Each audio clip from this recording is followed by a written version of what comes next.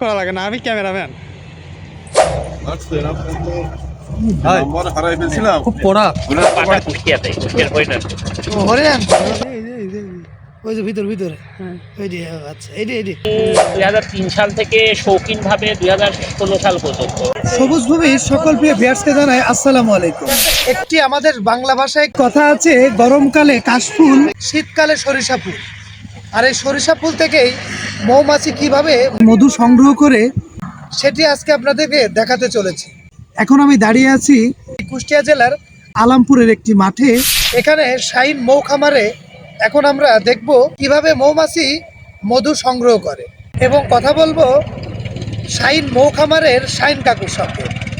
Kushtia two Jhenaidah মহাসড়কের পাশেই আলামপুরের একটি মাঠে বসেছে যেন মৌমাছির মিলন মেলা।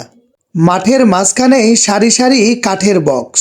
এগুলো কোনো সাধারণ বক্স নয়, এগুলোই মৌমাছির ঘর। এখান থেকেই শুরু হয় মধুর গল্প। মৌমাছি চাষ এখন গ্রাম বাংলার একটি গুরুত্বপূর্ণ কাজ। প্রতিটি বক্সের ভেতরেই থাকে হাজার হাজার মৌমাছি। রানী মৌমাছিকে ঘিরেই চলে পুরো কলোনির জীবন।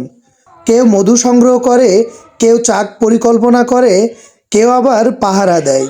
একটি বক্স মানেই একটি পরিপূর্ণ সমাজ। কাকু, আপনি আসছেন কোথা থেকে? আমার বাটা কুষ্টিয়াতে, কুষ্টিয়ার হরিনান। ও, হরিরানপুরে। ও, তাহলে তো আমাদের পাশের গ্রামই বলা চলে। এখানে থাকবেন কয়দিন?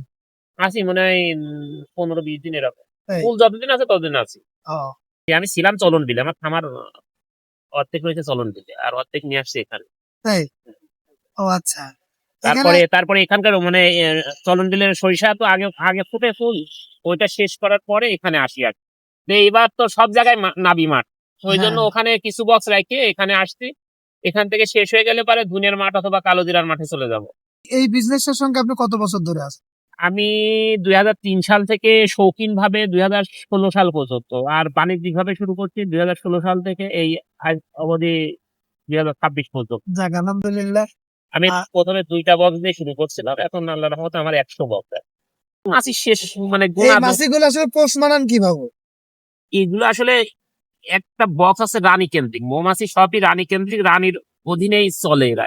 আচ্ছা, ঠিক মতো আর কি পরিচর্যা করলে পারে, খাদ্য খাবার যদি ঠিক মতো পায় অবশ্যই মাছি থেকে যায়। আচ্ছা, যখন এর সিজনটা যখন থাকে না তখন ওই মৌমাছিগুলো কি খায়? মৌমাছি ওদেরকে নিজেরা খেতে দিতে হয়, অর্থাৎ মিষ্টি জাতীয় খাবার যেমন চিনি, গুড় এরকম বা আখের রস এইরকম জিনিস দিয়ে ওদেরকে মানে ডাল সিজনে বাঁচায় রাখা হয় আর কি। এরা যে মানে ক্ষুধার্ত বোঝেন কিভাবে বা কোন টাইমে খাইতে দেন?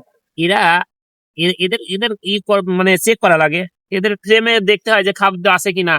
খাদ্য না থাকলে পরে মাছিগুলো আস্তে আস্তে দুর্বল হয়ে যায়। ও আচ্ছা আচ্ছা, এটা মানে বুঝতে পারেন। এর যে ক্ষমতা, সেই ক্ষমতা এরা আস্তে আস্তে হারায় ফেলে, মাছিগুলো আস্তে আস্তে কমতে থাকে। সর্বশেষ শাহিন চাচা আমাদের খাঁটি মধু টেস্ট করিয়ে দেখালো আসলে কেমন। রিভিউটি আসলে আমি দিচ্ছি না, রিভিউটি দেবে শেখ সাকিব। খুব পড়া